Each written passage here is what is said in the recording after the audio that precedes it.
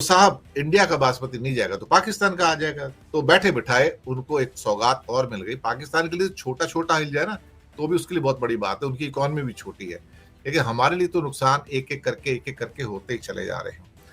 ये ट्रंप है कि मानता नहीं सर। एक पिक्चर आई थी दिल है कि मानता नहीं, लेकिन ये ट्रंप है ना, ये मानता नहीं, कुछ ना कुछ ये फुलझड़ियां छोड़ता रहता है इंडिया के लिए सर। अब न रसिया तुमको घास डाल रहा है, न तुमको चाइना डाल रहा है। तुमने ये सोचा था कि चाइना को आइसोलेट कर दूंगा। सर ये तो थोड़े दिनों में तो सबको ही खा जाएगा। मुझे लगता है कि और 10-15-20 साल के अंदर 80% फैक्ट्रियां चाइना की हो जाएंगी। हम सब खाली बैठेंगे यहाँ पे आराम से बैठ के। हो सकता है पुलाव वुलाव खाने को मिल जाए, बच जाएगा बासमती का कुछ तो। लेकिन चाइना ने स्टन करके रखा है दुनिया को, और वो जिस कीमत पे वो प्रोडक्शन कर रहा है दुनिया में कोई कर नहीं सकता। सब सच बात तो ये है। पाकिस्तान बड़ा खुश हो गया है ट्रंप साहब के फैसले से कि इंडिया के बासमती चावल के ऊपर थोड़ा सा एक तलवार गिर गई कि इनका कैसे आ रहा है। तो साहब यहाँ का जो राइस एसोसिएशन वाले निकल के तुरंत बाहर आ गए मोदी जी को बचाने के लिए, कहते नहीं नहीं इतना नुकसान नहीं होगा, अब दूसरी जगह से भरपाई हो जाएगी। लेकिन पाकिस्तान के डीलर्स खुश हो गए सारे के सारे कि इंडिया का बासमती बाहर हो जाएगा। बासमती उनका अच्छा, कुछ लोग कह रहे थे कि अमेरिका के लोग इससे नाराज हो जाएंगे, लेकिन अमेरिका में बासमती खाता कौन है? या इंडियन खाते हैं, या पाकिस्तानी, या बांग्लादेशी, या नेपाली, हम ही लोग खाते हैं। तो साहब इंडिया का बासमती नहीं जाएगा तो पाकिस्तान का आ जाएगा। तो बैठे बिठाए उनको एक सौगात और मिल गई। पाकिस्तान के लिए छोटा छोटा हिल जाए ना तो भी उसके लिए बहुत बड़ी बात है, उनकी इकोनॉमी भी छोटी है, लेकिन हमारे लिए तो नुकसान एक एक करके होते ही चले जा रहे हैं। ये ट्रंप है कि मानता नहीं सर। एक पिक्चर आई थी दिल है कि मानता नहीं, लेकिन ये ट्रंप है ना, ये मानता नहीं, कुछ ना कुछ ये फुलझड़ियां छोड़ता रहता है इंडिया के लिए सर।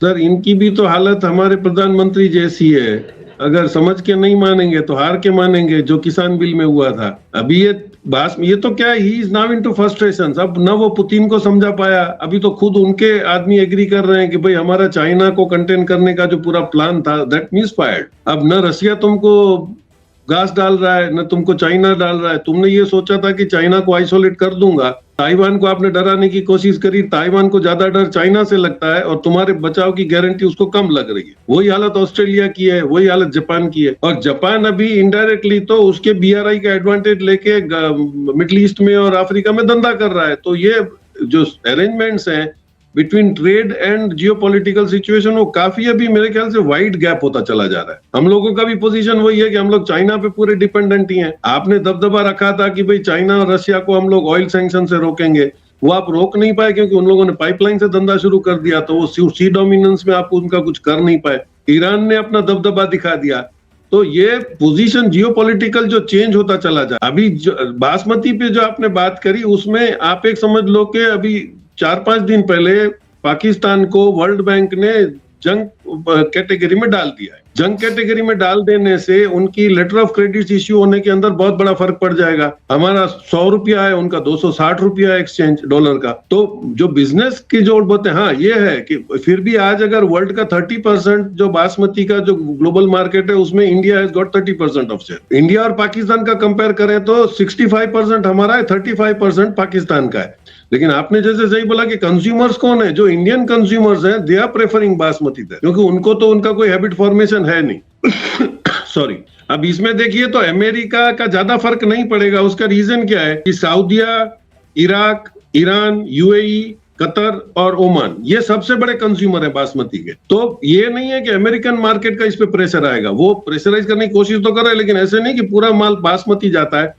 और आपने वैसे आधे से ज्यादा तो इंडियंस को वहां से निकाल दिया है इलीगल इमिग्रेंट्स करके, तो वैसे ही बासमती पे प्रेशर कम हुआ है। तो ये जो गेम कर रहा है, लेकिन पाकिस्तान जो ये एडवर्टाइजमेंट कर रहा है कि वो पूरा वहां पे बिजनेस शिफ्ट हो जाएगा, दैट इज नॉट पॉसिबल, क्योंकि इकोनॉमिकल एंगल बहुत ज्यादा हर्ट कर रहा है उसको। बिल्कुल टाइम पे वर्ल्ड बैंक ने जब उसको जंग कैटेगरी में डाला है, तो आप यू नो इकोनॉमिक बेटर के वो लेटर ऑफ क्रेडिट इश्यू करने में ही बैंकें आनाकानी करेंगी। तो एक्सपोर्ट इंपोर्ट का होना भी, अनलेस के कोई हार्ड सब्सिडी अमेरिका देने की कोशिश करे, लेकिन अब वो पोजीशन में नहीं है कि पाकिस्तान को ओपनली इतना आके वो सपोर्ट कर पाएगा। चाइना के जो आंकड़े आए दुनिया में तो खौफ छा गया साहब। 1.1 ट्रिलियन का ट्रेड गैप पहले 11 महीने में, ये तो दुनिया में कभी आज तक देखा नहीं, सुना नहीं, महसूस नहीं किया। 1000 बिलियन डॉलर और साथ में 100 और जोड़ो तो 1100 बिलियन डॉलर का गैप सिर्फ 11 महीने में। आज तक किसी कंट्री का ट्रेड सरप्लस इतना नहीं हुआ। डोमेस्टिक ग्रोथ तो उसकी 1.9 थी, लेकिन एक्सपोर्ट की ग्रोथ उसकी 5.9 की आई। और यूरोप के मैक्रो साहब तो कहते हैं कि भैया इसके ऊपर कुछ एंटी डंपिंग करो, इसका कुछ करो, इसके युवान को कमजोर करो, इसके युवान को मजबूत करो, कुछ तो करो, हम मर जाएंगे, हमारी फैक्ट्रियां बंद होगी सारी की सारी। अभी यूनेडो का एक स्टेटमेंट आया था कि पूरी दुनिया का जो 30 से 35% मैन्युफैक्चरिंग जो फैक्ट्री है वो चाइना में है सर, पूरी दुनिया की।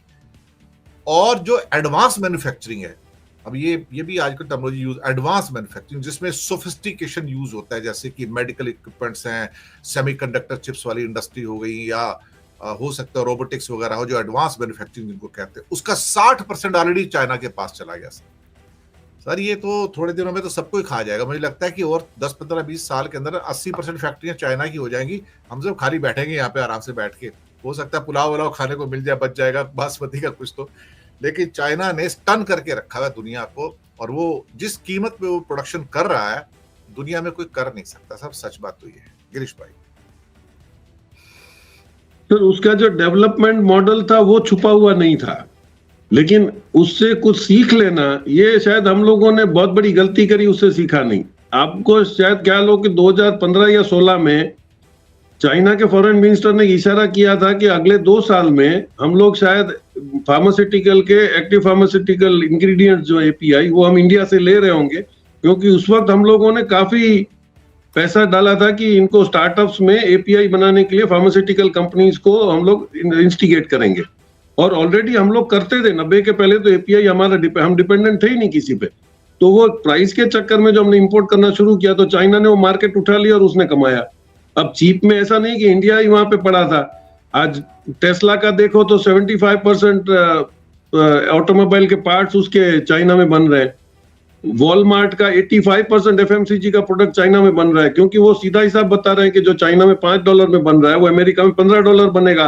वो मांगा इसी चक्कर में फेल हो गया कि वो $15 दे के वहां पे धंधा क्या करेंगे। और अभी उल्टी गंगा बह रही है कि अमेजोन भी यहाँ पे इंडिया में आके इन्वेस्टमेंट करने की बात कर रहा है, गूगल भी कर रहा है, बिकॉज अभी चीप लेबर के लिए चाइना से उनको डर लग रहा है, क्योंकि चाइना ने अपने को हर तरफ से इंडिपेंडेंट कर लिया है। अब ना आपकी वो सैटेलाइट यूज करता है, ना आपका इंटरनेट यूज करता है, उसकी अपनी खुद की सिस्टम्स हैं। तो आप अभी तक जो गूगल और इससे आप स्पाइंग करके सबकी मशीनरीज का जो इक्विपमेंट्स आप निकाल रहे थे वो हो नहीं पाया। और इसमें अभी आपने जैसे देखा कि कुछ मैसेज भी आया था कि इन लोगों ने कुछ ऐसे सॉफ्टवेयर बिल्कुल चिप्स बनाने के वक्त ही डालना फाउंड्री में शुरू करा, तो अमेरिका को डर लगा इसी से, क्योंकि चिप मैन्युफैक्चरिंग 2 ही कंपनियां हैं, ताइवान TSMC और SPMC। अब वो जैसे ही मैसेज इनको आया और वो कंफर्म हुआ इंटेल से कि भाई ये लोग उसमें फाउंड्री के वक्त ही डालेंगे तो आप उसको ढूंढ नहीं पाओगे, तो बिल्कुल हांगकांग को सारा रिलैक्सेशन आप देखिए इसको लेके गया है अमेरिका में, वहां पे जाके उसकी फाउंड्री डालने के लिए। तो वो अपनी सेफ्टी अभी देख रहा है। उसको ज्यादा चाइना से इस बात का डर है कि अब जो तुमने इतने साल किया वो चाइना शायद पूरी दुनिया पे ना करे। लेकिन चाइना का अप्रोच कॉमर्शियल ज्यादा है, न कि उसको इन्फ्लुएंस करके कंट्रियों को कब्जा करना। अफ्रीका में आप देख लो, अफ्रीका में जब से चाइना घुसा है तो उसने उनको ये रियलाइज करवाया कि आप लोग इतने साहूकार हो, आपके पास दुनिया भर का माल है, आप लोग इनको एक्सप्लॉइट क्यों करने देते हो, आप बेचो। तो एक बहुत बड़ा ट्रिमेंडस रिएक्शन आया।